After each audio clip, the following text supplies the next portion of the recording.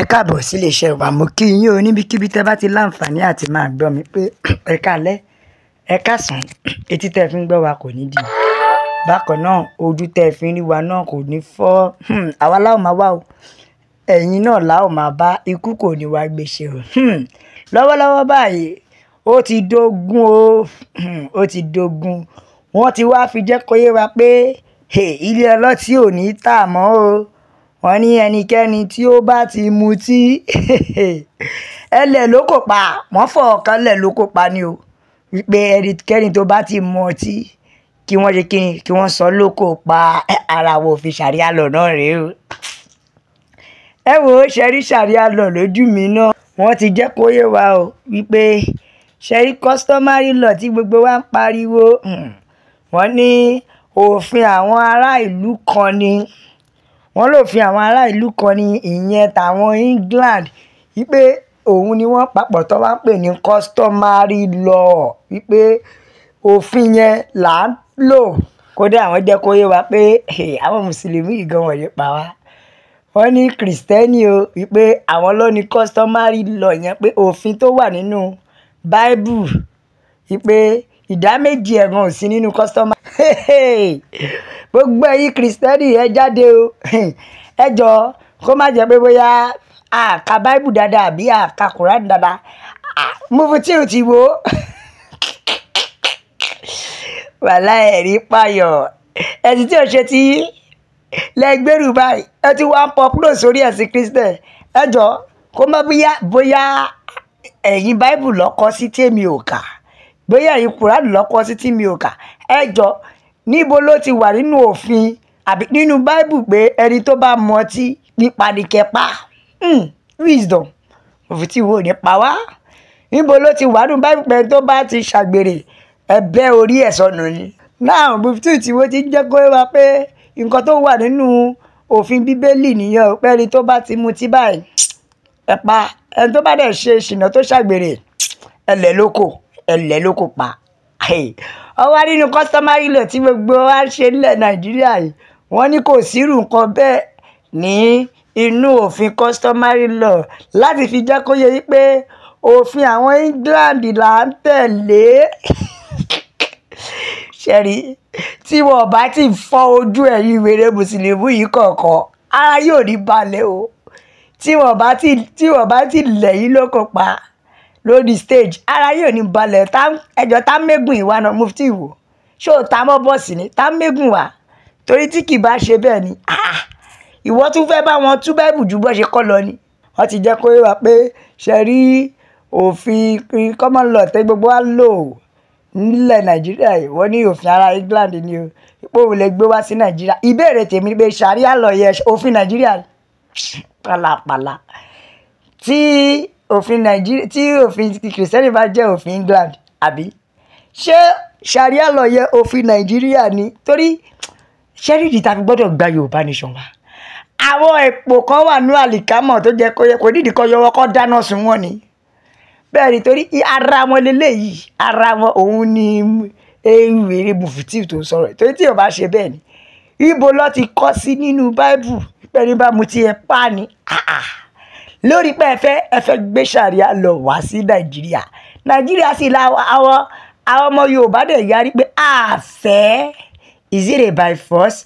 Why tẹ́ fi wá àtàṣì ẹ̀sìn ẹlòmíì mọ́ tiyín? Kí ló dé tẹ́ fi lọ ń ka òfin ẹlòmíì mọ́ tiyín? Ó jẹ́ kó yé wa o. Muftiu ní pé ṣàríà magistrate court, high court, wọ́n ní òfin kìrìsìtẹ́nì nìyẹn. Wọ́n lófin kìrìsìtẹ́nì nìyẹn o, wípé kò ṣe òfin tó jẹ́ kó máa lò nílẹ̀ Nàìjíríà, nílẹ̀ Yorùbá gan. Tó túmọ̀ sí pé ṣàríà bí ṣe ṣẹ̀ríà òṣì ẹ̀yẹ ló ní kó máa lò. Ṣẹ́rí Muftiu wo, ara wọn máa lé Yorùbá ní ká pè yín o. Kí ló dé? Ẹ ti dàgbà ju gbogbo eléyìí lọ. Ṣé kò yẹ kọ́pọlọ ti wà ní aláàfẹ́ ṣàríà law? Ẹ ṣẹ̀ṣẹ̀ wá mátamọ́ lórí ṣàríà law yìí. Bẹ́ẹ̀ bá sókè dilẹ̀, àwọn ọmọ Yorùbá ti yarí pé a ò fẹ́ rí ti ṣàríà law. Ẹ máa gbé ṣàríà yín lọ.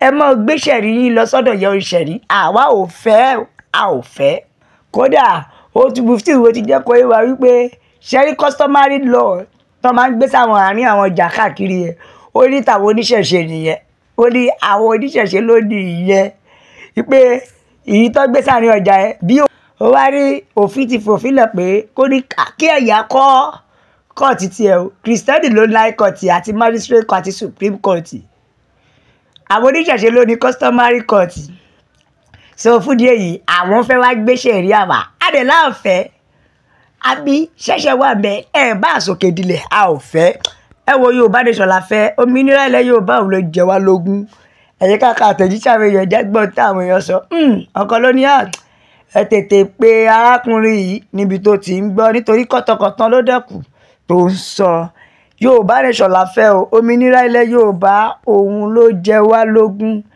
bẹ́ẹ̀ ni Yorùbá nation is the best way majority of Yorùbá Muslim ẹ wo gbogbo wọn kò sí pẹ̀lú rẹ̀ gbogbo wọn ló ti wà lọ́tọ̀ọ̀tọ̀ majority Muslim tó wà ní orílẹ̀-èdè Nàìjíríà yìí Mufti wo bóyá gbogbo wọn máa sáré tẹ̀lé òun ní age dey play àbí nítorí àfi kó yá gbé àwọn àtìlẹ́yìn ẹ̀ kó kúrò nílẹ̀ Yorùbá torí àwa ò fẹ́ wọn kó kúrò nílẹ̀ Yorùbá ìyẹn ló máa dá o torí tá a bá máa sọ ìwọ gangan ni dàdá ń dìdí ìwọ gangan ni dìdìrín torí ẹ̀sìn ẹlẹ́sìn tó wá gbèrú yìí o ṣé Jésù sọ omi di wáìnì ká lè mú kí ló dé tí ìwọ fi wá sọ sódì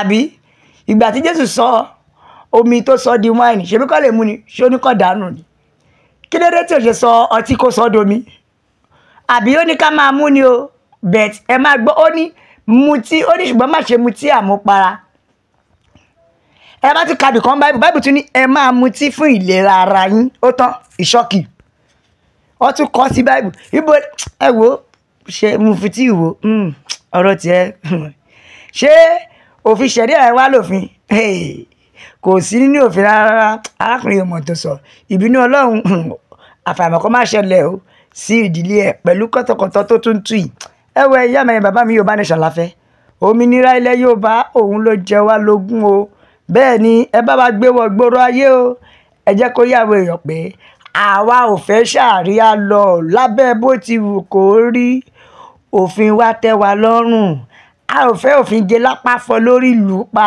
pátánù kí ló dé lésìpò mutí báìbù gan ni ẹ má ṣe mutí àmupara kò sọ pé ẹ má ṣe mutí rárá kò sọ wípé tẹ́ ń bá mutí ẹ pa ẹ wọ ìyá mi bàbá mi ẹ subscribe ẹ tẹ̀ sójú ẹ jẹ́ yàwó yọ pé Yorùbá nation ni la fi sọ fún yín pé God bless Yorùbá nation Ọlọ́run kó bùkún fórílẹ̀-èdè wa o ó dàbọ̀.